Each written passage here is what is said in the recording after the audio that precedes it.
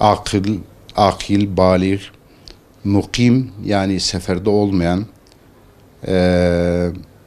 sıhhatli olan, hasta olmayan müminlerin Ramazan ayında oruç tutmaları farzdır. Ramazan orucunun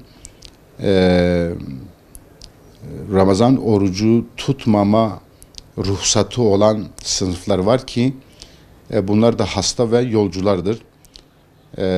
Allah Tebareke ve Teala hastalara ve seferde olanlara oruç tutma ruhsatı vermiştir ki onlar hasta oldukları zaman diliminde veyahut da seferdeyken başka günlerde oruç tutmak üzere iftar edebilirler. Fakat oruç tutmaları her halükarda kendileri için daha hayırlı ve daha sevaptır. Onun için tutamayacak durumda hasta olanlar veyahut da hastalıkları geç şifa olacak olanlar, yani oruç tuttukları takdirde hastalıkları fazlalaşacak ya da geç şifa bulacak kişiler oruç tutmayabilirler.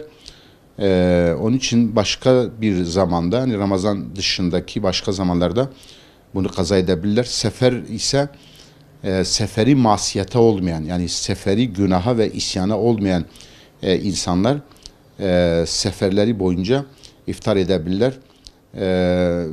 Yalnız eğer bu seferleri isyana doğruysa, yani bir kötülük yapmak üzere sefer ediyorlarsa kesinlikle bu İslam'ın meşru gördüğü bir sefer olmadığı için iftar da edemezler. Yani oruç tutmazlık edemezler. Başka yani Ramazan ayı bittikten sonra ise bunu kaza edeceklerdir. Özellikle bugün bazıları en küçük bir rahatsızlığı bile özür zannederek oruç tutmamayı tercih ediyorlar ya da herhangi bir sınava girdikleri için oruç tutmayacaklarını söyleyenler vardır. Bu kesinlikle yanlıştır. Allah'tan korkan müttaki bir doktorun, bir tabibin oruç tutarsan zarar görebilirsin, zarar göreceksin, hastalığın iyileşmeyecek, hastalığın artacak gibi bir durum söz konusu olduğu vakit hasta kişi oruç tutmayabilir. Bunun dışındaki diğer şeyler sadece birer vesvesedir, birer şeytanın oyunudur. Müslümanlar olarak buna karşı uyanık olmalıyız.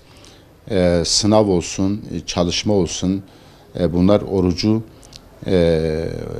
orucun yeğilmesine ruhsat sayılacak şeyler değildir. Bayanlar meselesine gelince, hani hamile bayanlar ya da bebek sahibi bayanlar, çocuklarına süt emziren bayanlara gelince, eğer kendileri için bir korkuları varsa ya da bebekleri için bir korkuları söz konusuysa, onlar da başka zamanda kaza etme şartıyla o anda oruç tutmayabilirler. Ama daha sonraki zamanlarda onlar da oruçlarını kaza edeceklerdir.